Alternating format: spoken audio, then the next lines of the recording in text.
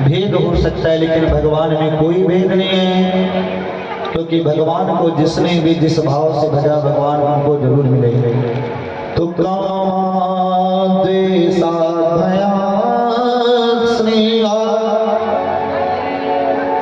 यथा भक्तेश्वरे मनः आवेशं तददं हित्वा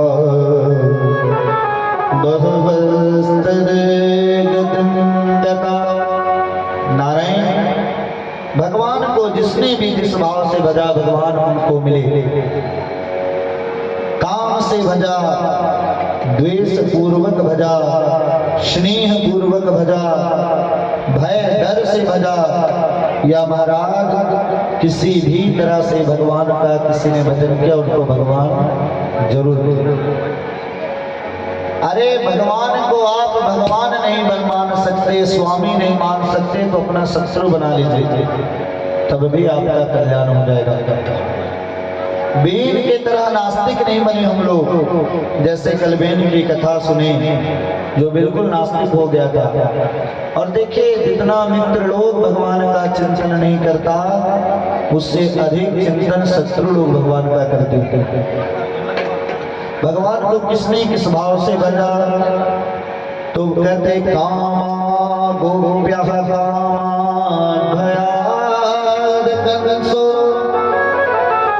गोपियां ने भगवान का भजन काम पूर्वक किया। कंस ने भगवान को भय से भजा। जब कंस को पता चला कि काला काला मुरली वाला ही उसका काल है, तो महाराज दाल में अगर काला जीरा भी दिख जाए तो लगे उसे कि आ गया नंद का छोरा, हटाओ इसे। अरे इतना भगवान का भजन कौन कर सकता है। देखिए मित्र को तो आप भूल भी सकते हैं, लेकिन शत्रु को कोई भूल नहीं पाता। अगर कोई आपका मित्र आ जाए और यहाँ पर आकर के कोई बोले कि भैया मित्र आए, तो फिर अच्छा कथा के बाद मिलेंगे। लेकिन अगर कोई बोल दे शत्रु आया है तो तुरंत जाओगे कि पहले उसको निपटा के आते तब कथा सुनेंगे। तो कंस ने किस पूर्वक भगवान को भजा, भय पूर्वक। गोप्या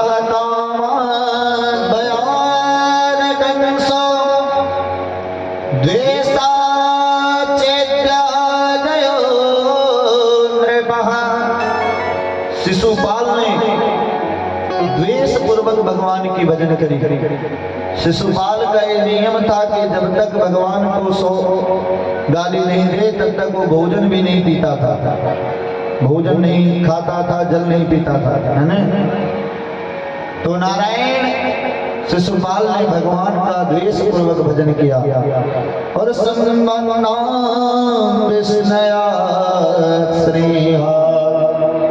वृष्णिवंशी लोगों ने भगवान का भजन स्नेह पूर्वक किया।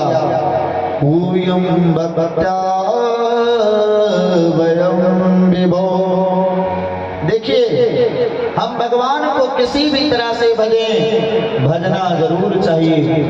अरे भगवान का भजन नहीं करने से अच्छा है कि हम भगवान का भजन करें। बेन की तरह हम नास्तिक नहीं बने। तो परीक्षित जी, जो आपने कहा कि भगवान केवल राक्षसों को मारते हैं और देवताओं का उद्धार करते, ये बात ठीक नहीं है। क्योंकि भगवान के 12 भक्तों में 2 भक्त राक्षस कुल से आते हैं। हिरण्यकश्यप के 4 पुत्र थे। कौन कौन? अहलाद, अनुहलाद, संहलाद, और सबसे छोटे पुत्र थे श्री प्रहलाद जी महाराज, जिनको बचपन से ही भगवान के भक्ति का प्रेम जग गया था। भगवान के भक्ति का महाराज रोग लग गया था। कैसे थे श्री प्रहलाद जी महाराज? किन्नो चित्तो व्यसने सुने स्पृहा श्रुते सुदृष्टे सुगुणे स्ववस्तु दातेन्द्र प्राण दे प्राण शरीर दी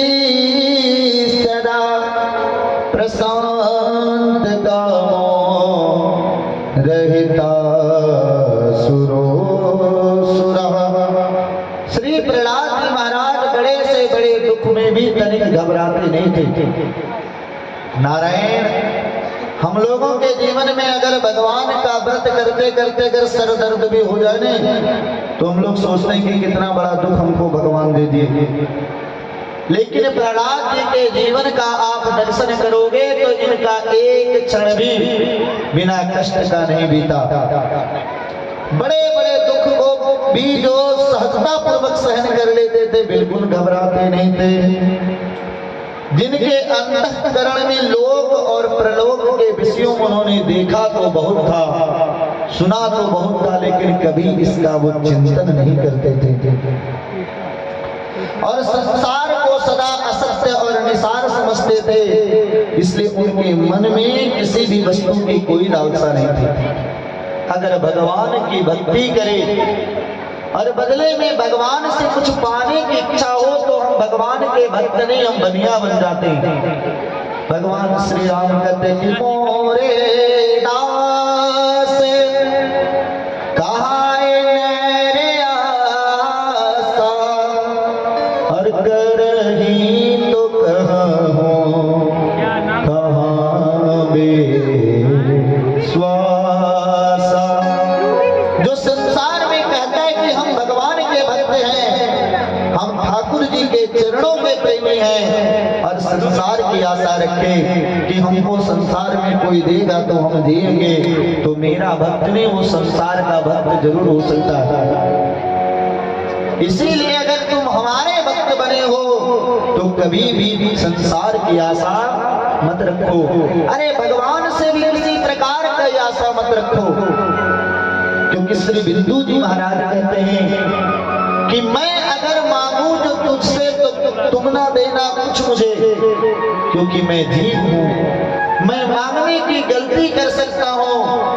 मैं अगर मांगू जो तुझसे तुम ना देना कुछ मुझे, क्योंकि फिर प्रेमी नहीं मजबूर हो जाऊंगा मैं। अरे मैंने आपसे कुछ मांगा और बदले में आपने दे दिया, तो मेरी भक्ति कहाँ रह गई। इसलिए बड़े बड़े भक्त कभी भगवान से किसी वस्तु की इच्छा नहीं रखते। अरे अगर वो इच्छा रखें तो भगवान बड़े से बड़े वस्तु को उनको क्षण मात्र में प्रदान कर सकते हैं। भैया भगवान की भक्ति करो तो भगवान से पाने की इच्छा मत रखो, क्योंकि नारायण गोस्वामी जी कहते हैं कि काम के कारण समस्त जीव जो है परेशान रहते हैं। इस संसार में दो के बंदर हम लोग हैं, एक मदारी का नाम है काम और दूसरे मदारी का नाम है राम। काम के बंदर जब देखो तब परेशान, क्योंकि को जग काम निचाव निहारे। रात में व्यक्ति 12 बजे दौड़े दौड़े जा रहा है, कहाँ जा रहे हो, जरूरी काम से। 4 बजे सुबह जा रहा है, कहाँ जा रहे, जरूरी काम से। आप लोग कथा बैठ के सुनिए, है ना, आज के बाद फिर सुनने भी नहीं मिलेगा। जो 1-2 घंटा सुन लोगे फिर कल से जैसे आ रहा है, बात करने के लिए बहुत समय है। सज्जनों, अंग्रेजी में कहावत है, without content desire can not exist and so long desire continuous you can never gives of happiness. जो जीव अपने आप को संसार में सुखी रखना चाहे उसे कामनाओं का परित्याग कर देना चाहिए। देखिए, चाह जो होती है इच्छा, एक महापुरुष ने कहा कि चाह पैसों से आनों में आती रहे और चाह आनों से नोट बनाती रहे और चाह नोट से कोठी बनाती रहे। कोठी हम लोग जानते घर को, और चाह कोठी में मोटर मंगाती रहे। चाह के कारण हम लोग मोटर मंगवाते हैं और चाह मोटर से होटल में जाती रही और चाह होटल में बोतल जानते ना, कुछ लोग तो इतना बड़ा है हो रहा फिर भी उसका सेवन करेंगे। इनका क्या, देखिए जिस घर में 4 वस्तुओं का प्रवेश हो गया उस घर में साक्षात कलयुग का वास हो गया। क्या क्या कि दुद्धम पानम स्त्रिया सोना यत्रा धर्मश्च चतुर्विधा। जहां पे जुआ खेल खेला जाता हो वह कलयुग का वास है। जहाँ मदिरा का पान किया जाता हो वहाँ पर कलयुग का वास है। जहाँ पर अच्छी प्रकार की माताएं निवास नहीं करती उस घर में कलयुग का वास है। जहाँ जीव की हिंसा की जाती हो वहाँ पर कलयुग का निवास है। तो चाह मोटर से होटल में जाती रही और चाह होटल में बोतल खुलाती रही,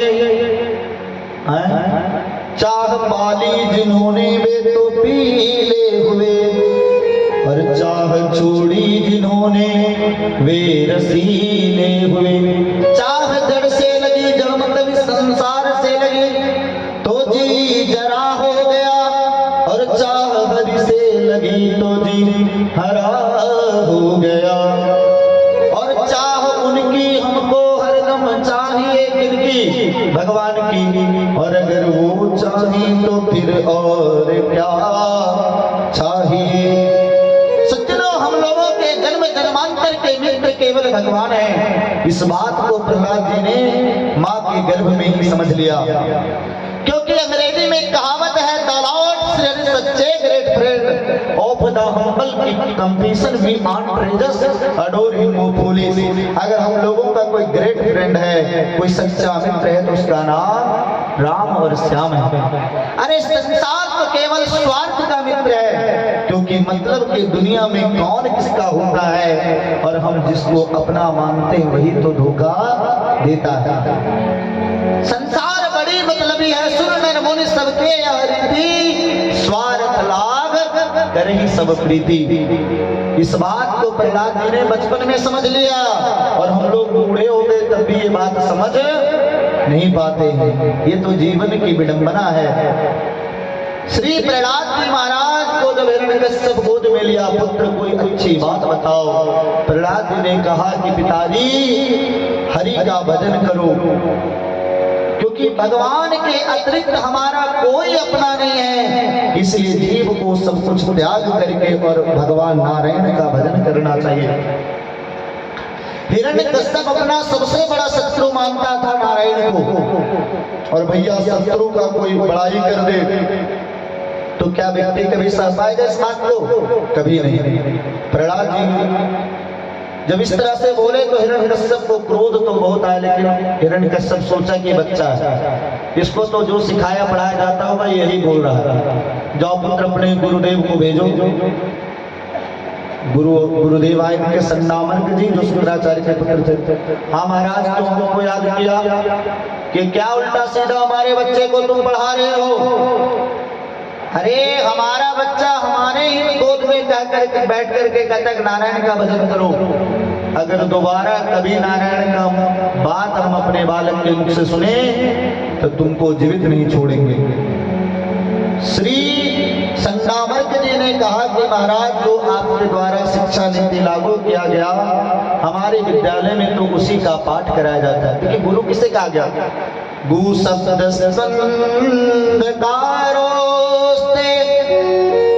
रू शब्द निरोधका अंधकार निरोधित्वा गुरुरित विधीयते। सज्जनों, जो अंधकार से प्रकाश की ओर ले जाए उसका नाम गुरु है। और जो कुछ भी जीवन व्यक्ति का कल्याण हो या नहीं हो, केवल वो जो सिलेबस को निश्चित किया गया वही पढ़ावे, वो मास्टर साहब हो गए। तो जिसमें लोक और प्रलोक दोनों की हित की भावना नहीं तो हो उसको गुरु कहा गया है। तो महाराज जो आपने हमको बताया वही पढ़ाते हैं, क्योंकि हम तो मास्टर साहब हैं। हम भगवान के बारे में बताओ कि ले जाओ, अगर दोबारा कभी नारायण का नाम सुने तो तुमको जीवित नहीं छोड़ेंगे। फिर कुछ दिन के बाद प्रहलाद जी आए, पुत्र इस बार बताओ तुमने सबसे अच्छा पाठ क्या पढ़ा? कि पिताजी इस बार तो मैंने सबसे अच्छे 9 बातों को सिखाया। गुरु की तरफ देखने लगे, अपने मास्टर साहब की तरफ। प्रहलाद जी देखो पिताजी हमेशा अच्छी बात पूछते हैं लेकिन सुनना हमेशा घटिया चाहते हैं। गुरुदेव इस बार तो इनको इतना अच्छा बात सुनाएंगे कि पूरा प्रसन्न हो जाएंगे। और प्रहलाद जी सुनाए नवधा भक्ति कि पिताजी हमने 9 प्रकार विद्या को श्रवण किया कि क्या कि श्रवणम कीर्तनम विष्णु स्मरणम पाद सेवनम अर्चनम वंदनम दास्यम सख्यमात्मनिवेदनम। पिताजी भगवान की कथा को खूब श्रवण करें अपने कान के दोना के द्वारा, क्योंकि तब कथा मृत तप्त जीवनम। पिताजी भक्तों के लिए अमृत के समान भगवान की कथा है। हम जो संसार के ताप से तप रहे हैं, इस ताप को यदि कोई दूर कर सके तो भगवान की कथा है। तो श्रवणम कीर्तनम विष्णु, भगवान की कथा को श्रवण करके और भगवान का बाद में खूब कीर्तन करें, श्रद्धा पूर्वक आनंद पूर्वक। भैया संसार का कीर्तन करोगे, संसार के सामने नाचोगे तो आपको 84 में नाचने से कोई बचा नहीं सकता। और भगवान के नामों का कीर्तन करोगे, भगवान के आगे नाचोगे तो 84 से नाचना आपका बंद हो जाएगा। कीर्तनम विष्णु स्मरणम पाद सेवनम। भगवान का खूब स्मरण करे, खूब उनके नामों का आश्रय ले और बाद में भगवान के चरणों की खूब सेवा करे। जैसे एक पतिव्रता स्त्री अपने पति की खूब सेवा करती है, जैसे एक मैया अपने लाला की खूब सेवा करती है, उसी तरह से ठाकुर को अपना सर्वस्व मान करके उनके चरणों की सेवा करनी चाहिए। फिर भगवान का अर्चन करे, टेंशन में आकर के नहीं, धूप दीप नैवेद्य आदि के द्वारा भगवान को खूब सुंदर से सुंदर वस्तु का भोग लगावे। अर्चनम वंदनम दास्यम, फिर भगवान की वंदना करे, ठाकुर को प्रणाम करे, क्योंकि भगवान को प्रणाम बहुत प्रिय है। जीव जब भगवान के सामने हाथ जोड़ करके कहता है सकृदेव प्रपन्नाय, हे ठाकुर हम आपके हैं, तो भगवान उस पर रीझ जाते हैं। तो वंदनम दास्यम, भगवान को अपना सर्वस्व माने और अपने आप को महाराज धूल से भी छोटा भक्त माने। तो पिताजी अपना आत्म निवेदन भगवान के, ये देखिए नवधा भक्ति के आचार्य कौन कौन है। तो श्री कृष्ण श्रवणे परीक्षित भवद भयास के कीर्तने, प्रहलाद स्मरणेन्द्रे पद्म भजने, लक्ष्मी प्रतो पूजने, अक्रूरस्वभिवन्दने कपिपते दासे च सख्येर्जुना, सर्वस्वात्मनिवेदने बलिर्भव केवल्यमे ते विदो। पद पराग करुणा करुणो जो नियंता नवधा भक्ति के श्रवण के आचार्य कौन है, मानिए परीक्षित जी। हम लोग 4 घंटा कथा सुनकर उसमें 40 बार तो बात करते हैं और कम से कम 10 बार उठ करके जाते हैं। और श्री परीक्षित जी ने 4 दिनों तक कथा श्रवण किया। सुखदेव जी कहे कि राजन 4 दिन से दिन रात आप लगातार भगवान की कथा सुने, कुछ पानी भी तो पी लो। परीक्षित जी ने क्या किया कि मैं खा दे 10 दहा छुण मार त्यक्तो दाम पिबाधते पिबंतम मुखाम्बोजम चित्तम हरि कथामृतम। गुरुदेव जो आपके मुख से अमृत निकल रहा है, इस अमृत को पी पी करके हमारा प्यास और भूख सब गायब हो गया। सोचिए ऐसे श्रोताओं का कल्याण होता है। हम लोग कथा सुनते फिर भी जीवन में क्रांति नहीं आती। क्यों नहीं आती? या तो हम में कमी है, या हमारे वक्ता में कमी है, हमारे श्रवण विधि में कमी है। जा भैया, जब परीक्षित को सदगति मिली, धुंधकारी को सदगति मिली, गोकर्ण के समस्त श्रोताओं को सदगति मिली कथा श्रवण करने के बाद, और हमें अगर जीवन में, हमारे जीवन में किसी प्रकार की क्रांति नहीं आई तो हमारे जीवन में कोई ना कोई कमी है, इस बात को स्वीकार करेंगे। तो श्रवण परीक्षित सुमत व्यास सावक सुकीर्तन, कीर्तन कैसा करना चाहिए? सुखदेव जी के समान। जन्म लेते ही जो परिव्राजक बन करके अपने घर द्वार छोड़ करके और भगवान का भजन करने के लिए चले गए, सुटी सुमिरन प्रहलाद, स्मरण के आचार्य श्री प्रहलाद जी को माना गया। भैया प्रहलाद जी को हाथी के पैर के नीचे कुचलवाया गया, उबलते हुए तेल के कड़ाह में डाल दिया गया, विष खिलाया गया, पर्वत से नीचे फेंका गया। अरे होलिका श्री प्रहलाद जी को जलाने आए, स्वयं जल करके भस्म हो गई। हम लोगों के अगर माथा में भी दर्द हो जाए तो भगवान का सब शक्ति भक्ति गायब हो जाता है। जीवन में इतनी विषम से विषम परिस्थितियां आई, फिर भी प्रहलाद जी ने भगवान की भक्ति को कभी त्यागा नहीं। तो सुठी सुमिरन, सुमिरन के आचार्य श्री प्रहलाद जी को माना गया। सुठी सुमिरन प्रहलाद प्रतो पूजा कमला चरण, चरण के भक्त श्री पृथु जी। कल हम लोग सुने ने भगवान की कथा सुनने के लोगों ने भगवान से 1000 कान मांगा। अगर भगवान हमको मांगने का छूट दे दें तो हम लोग कहेंगे कि 10 तल्ला घर बन जाए, 10 को फॉर्च्यूनर गाड़ी लग जाए, बढ़िया झूला लग जाए, पूरे घर में एसी लग जाए, इस जिला के सबसे बड़े आदमी हम बन जाए, है ना? छूट मिल जाए मांगने का, सब छूट दिए। अगर तुम मांगो तो तुमको इंद्र के पद दे दे। श्री पृथु जी ने कहा नहीं नहीं प्रभु, हमको तो 1000 कान चाहिए।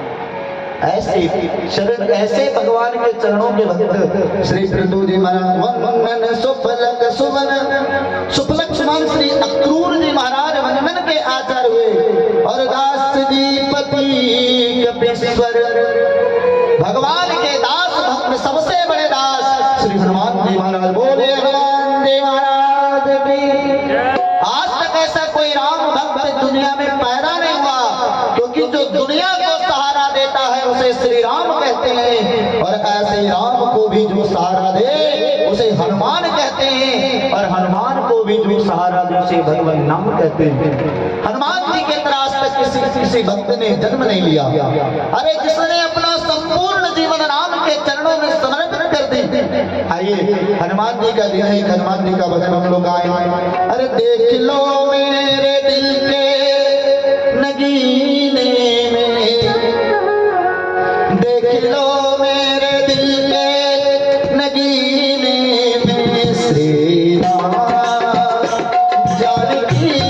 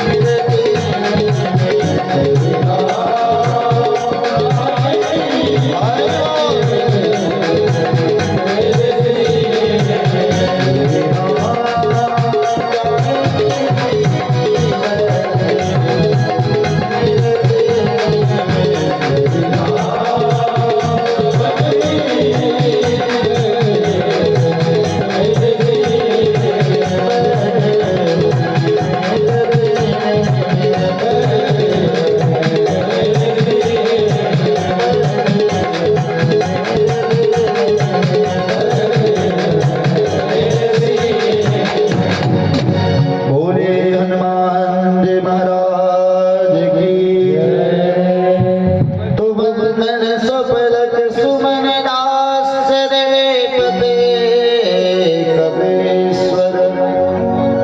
वंदन के आचार्य अक्रूर जी महाराज को माना गया और इस संसार में हनुमान के समान भक्त पैदा नहीं हुआ जिसने अपने संपूर्ण जीवन को राम भक्ति के लिए न्यौछावर कर दिया। तो दास देपते कपीश्वर, कपीश्वर मतलब हनुमान जी महाराज दास भक्ति के आचार्य हुए। इसलिए कोई भी भक्त बने, आप जितने बड़े से बड़े शहर में जाइए, छोटे से छोटे ग्राम में चले जाइए, आपको हनुमान जी का मंदिर जरूर मिलेगा। क्योंकि जिन्हें भगवान को प्राप्त करना उसे हनुमान का सहयोग तो जरूर लेना ही पड़ता है। ऐसे श्री हनुमान जी महाराज और सत्य पारथ भगवान का सखा भाव से किसने भजन करी? पार्थ अर्जुन जी महाराज।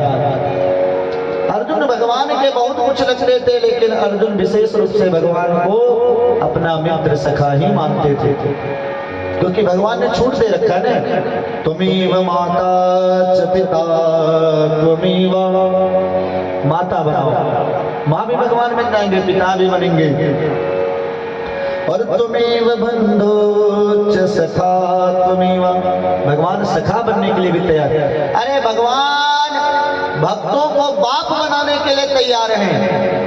अगर उनको कोई अच्छा मिलता है दशरथ की तरह, वसुदेव जी के तरह, नंद बाबा के तरह, तो भगवान बेटा भी बन जाते हैं। तो सत्य वे पारथ समर्पण आत्म बलिधर, समर्पण के आचार्य बलि जी महाराज हुए। 3 पग भगवान दान मांगे, 2 पग में संपूर्ण ब्रह्मांड को नाप लिया, और तीसरा पग कहाँ रखोगे कि ठाकुर, अरे दाता बड़ा होता है उसकी दी हुई वस्तु कि दाता तो ही बचा, तीसरा चरण आप हमारे सर पर पधराइए। इतने बड़े समर्पित। अगर भगवान के लिए हम लोग 10 रुपया भी देते हैं तो सोचते हैं कि कम से कम हमारे बाप दादा का नाम लिखा जाए। सब कुछ दे दिया बलि जी ने, लेकिन उनके जीवन में तनिक भी अभिमान नहीं आया। हम भगवान को क्या देंगे, सब भगवान का ही दिया हुआ है। तो समर्पण आत्म बलिधर उपजीवी नाम के,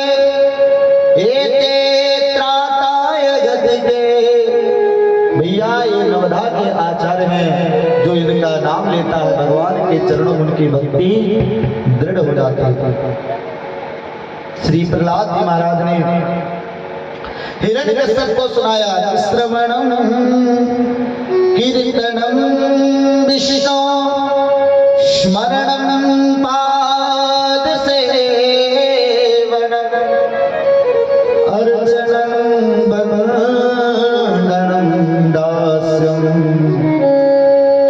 सत्यवात्म निवेदन।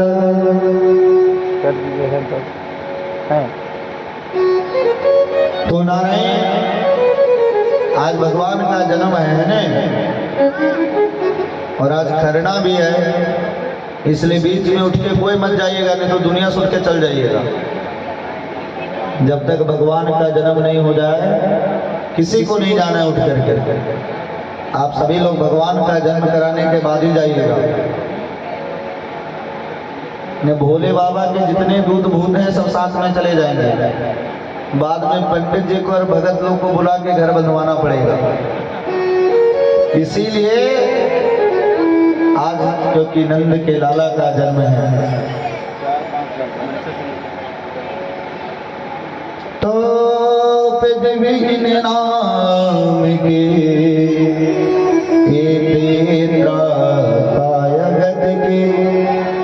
पद पराग करुणा करो जी नियंता भगत के।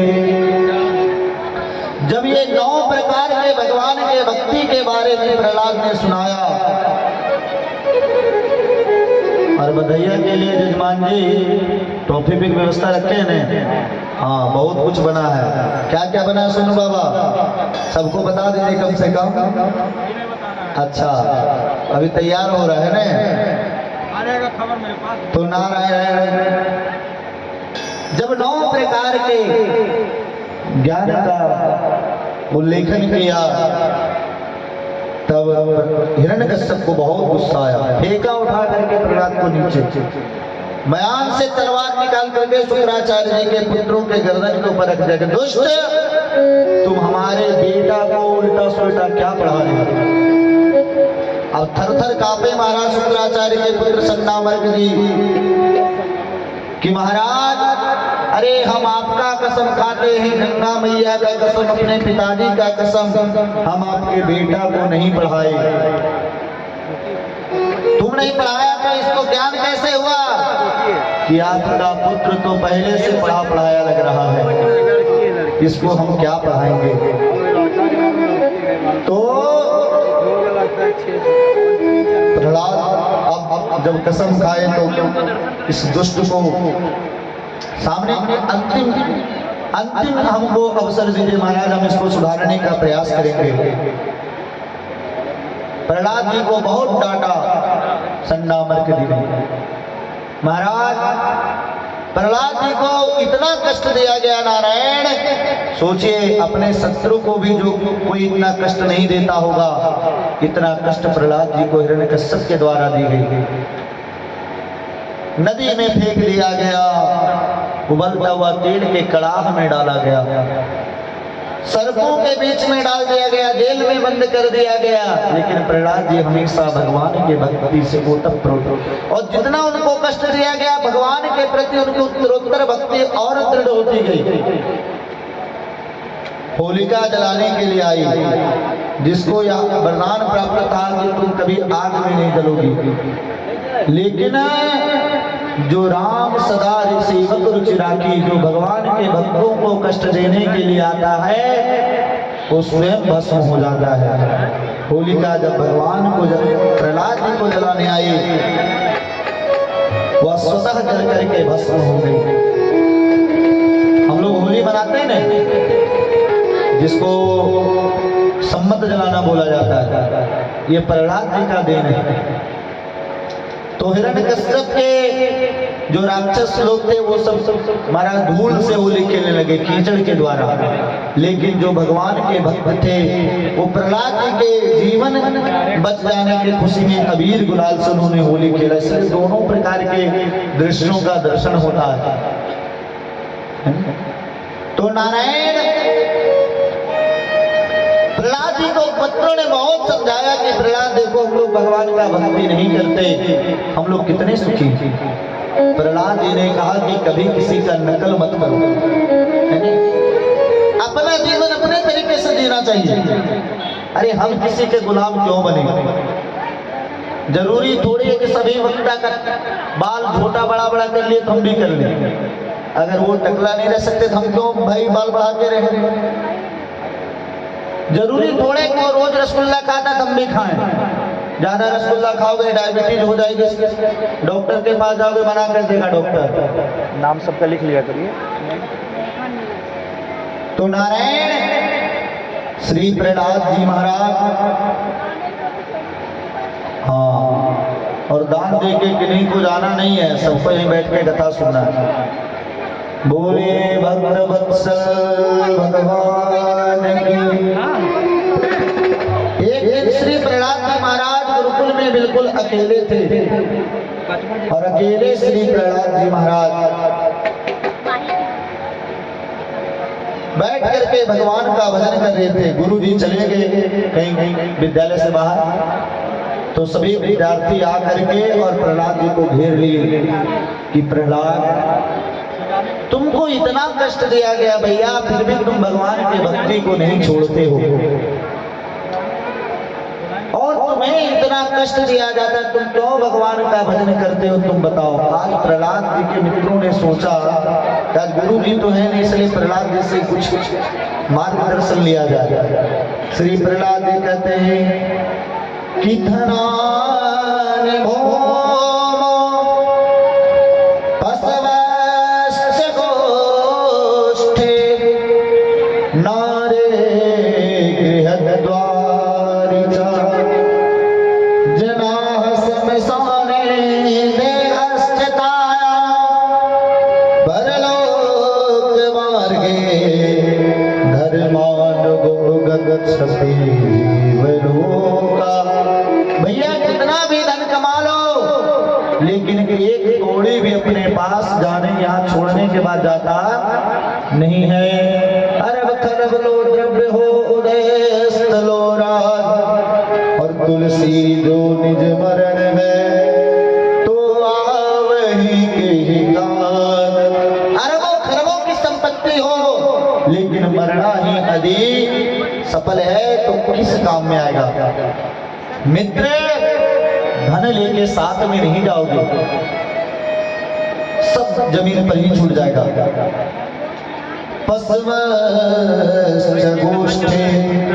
प्रश्न हुआ कि गाय बैल को तो अपने साथ लेकर के जरूर जाएंगे, कि ये भी साथ में जाने वाला नहीं है भैया, क्योंकि पशु सब कहाँ छूट जाएगा, खूंटी में बंधा हुआ। प्रश्न हुआ कि श्रीमती भी तो अपने साथ जरूर जाएंगी, जिनके लिए हम इतने साज सज्जा की व्यवस्था करते हैं, क्रीम पाउडर सब चीज का व्यवस्था किया जाता है। ये पत्नी तो अपने साथ जरूर जाएगी, वो भी साथ में नहीं जाएगी।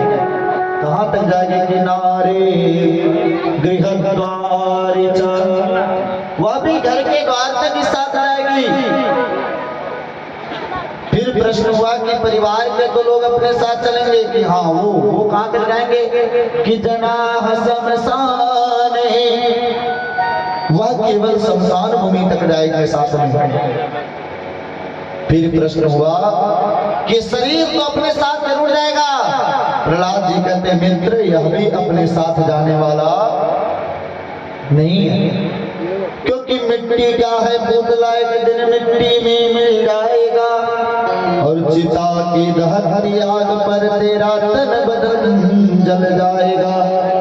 न बाप बेटे का होगा, न बेटा बाप का होगा, न मंदिर की मीनार होगी, न मस्जिद का पता होगा, रहेगा नाम सिर्फ मालिक का, आखिर सब निर्धरा होगा।